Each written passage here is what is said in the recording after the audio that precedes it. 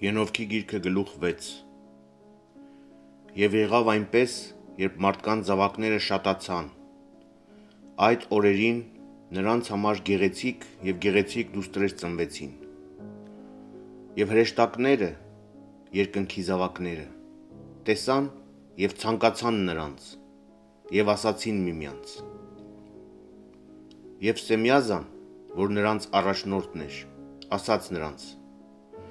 Վախենում եմ, որ դուք իսկապես չեք համաձայնի անել այս արարքը, և միայն ես պետք է վճարեմ մեծ մեղքի պատիժը։ Եվ նրանք բոլորը պատասխանեցին նրան և ասացին.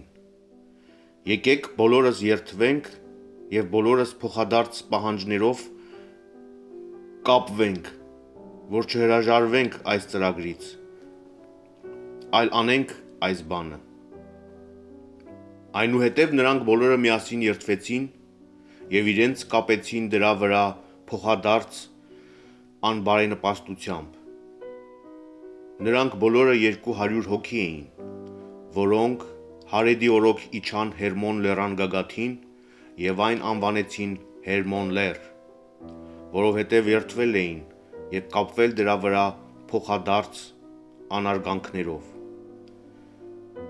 Եվ սրանք են նրանց առաջնորդների անունները. Ժոմժայել, Սարիել, սրանք իրենց տասնյակի պետերն են։